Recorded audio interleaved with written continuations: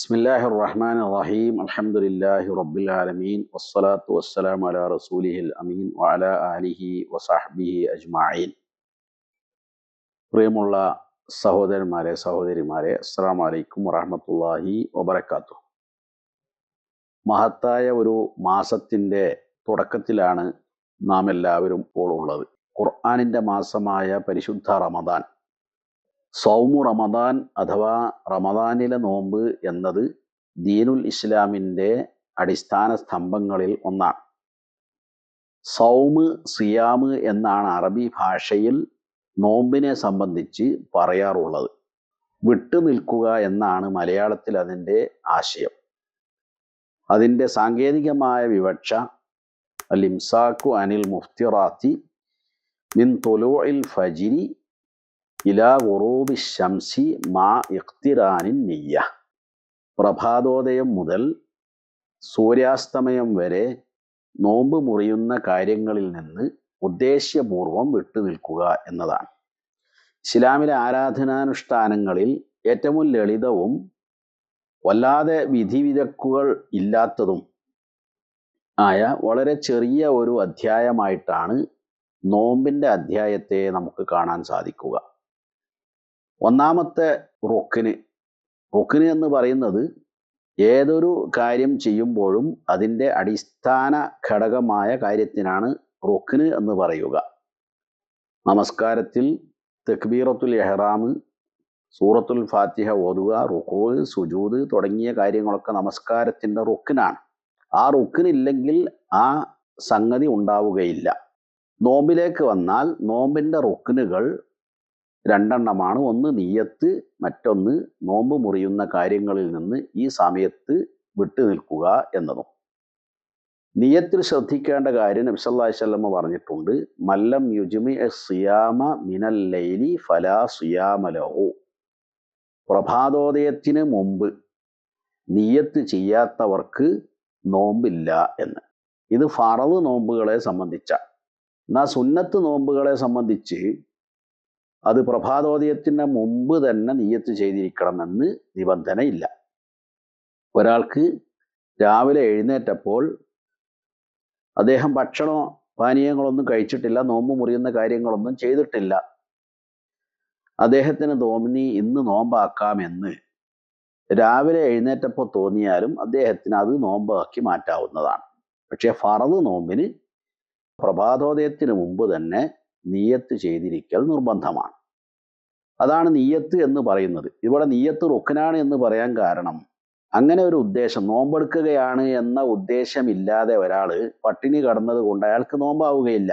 ഉദാഹരണമായി ഒരാൾ ഒരു ഗുഹയിൽ കുടുങ്ങിപ്പോയി, അല്ലെങ്കിൽ ഒരു ലിഫ്റ്റിൽ കുടുങ്ങിപ്പോയി, അല്ലെങ്കിൽ ഒരാളെ ഒരു റൂമിൽ ആരെങ്കിലുമൊക്കെ ചേർന്ന് കെട്ടിയിട്ടു.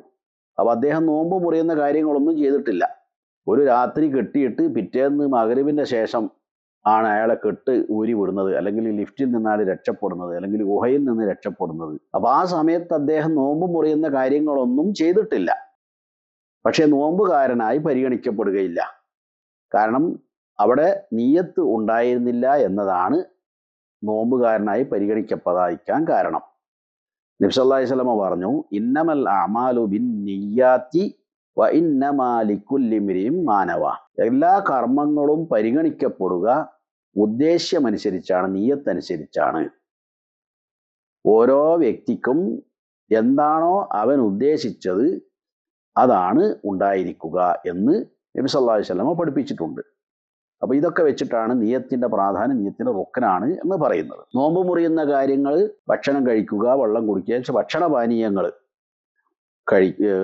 ഉള്ളിലേക്ക്, അത് വായിലൂടെ ആയാലും മൂക്കിലൂടെ ആയാലും ഒക്കെ നോമ്പ് മുറിയുന്നതാണ്. അതുപോലെ തന്നെ നോമ്പ് മുറിയുന്ന കാര്യങ്ങളാണ് ലൈംഗിക ബന്ധത്തിൽ ഏർപ്പെടുക. ഭാര്യാഭർത്താക്കന്മാർ തമ്മിൽ ലൈംഗിക ബന്ധത്തിൽ ഏർപ്പെട്ടാലും, അതുപോലെ തന്നെ ഇന്ദ്രിയസ്ഖലനം, ബോധപൂർവം ഇന്ദ്രിയസ്ഖലനം ഉണ്ടായാലും നോമ്പ് മുറിയുന്നതാണ്.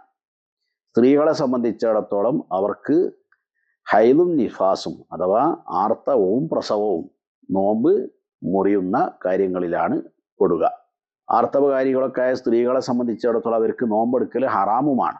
ആർത്തവ പീരീഡിൽ അത് അവസാനത്തെ 10-ലായാലും വളരെ പുണ്യകാര്യമല്ലേ, ഏറ്റവും പ്രതിഫലമുള്ള നോമ്പെടുക്കുന്നതിൽ ഏറ്റവും പ്രതിഫലമുള്ള ദിനങ്ങളല്ലേ എന്നൊക്കെ വിചാരിച്ചിട്ട് അവരാ സമയത്ത് നോമ്പെടുക്കാൻ തീരുമാനിച്ചാൽ ആ നോമ്പ് സ്വീകാര്യമല്ലെന്ന് മാത്രമല്ല, ആ സമയത്ത് നോമ്പെടുക്കൽ ഹറാമുമാണ്.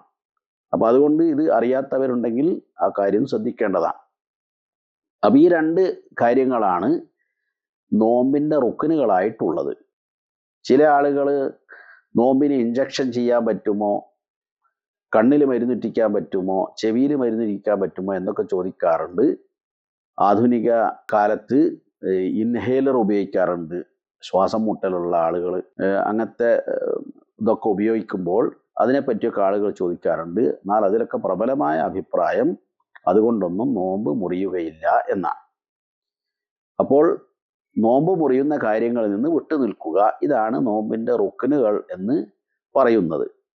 അപ്പോൾ അതുകൊണ്ട് ഏതൊരു കാര്യത്തിൻ്റെ റുക്നുകളിൽ ഭംഗം സംഭവിച്ചാൽ ആ കാര്യം സാധുവായി സ്വീകാര്യയോഗ്യമായി പരിഗണിക്കപ്പെടുകയില്ല. അങ്ങനെയൊന്നും ചെയ്തിട്ടില്ല എന്ന രൂപത്തിലായിരിക്കും ഉണ്ടാവുക. അപ്പോൾ ഈ കാര്യങ്ങൾ നോമ്പിൻ്റെ പകലുകളിൽ എല്ലാവരും ശ്രദ്ധിക്കുക. അള്ളാഹു അനുഗ്രഹിക്കുമാറാകട്ടെ. ഇനി നോമ്പിൻ്റെ സുന്നത്തുകളുമായി ബന്ധപ്പെട്ട് അടുത്ത സംസാരത്തിൽ വിശദീകരിക്കാം. അള്ളാഹു അനുഗ്രഹിക്കട്ടെ. അസ്സലാമു അലൈക്കും വറഹ്മത്തുള്ളാഹി വബറകാതുഹു.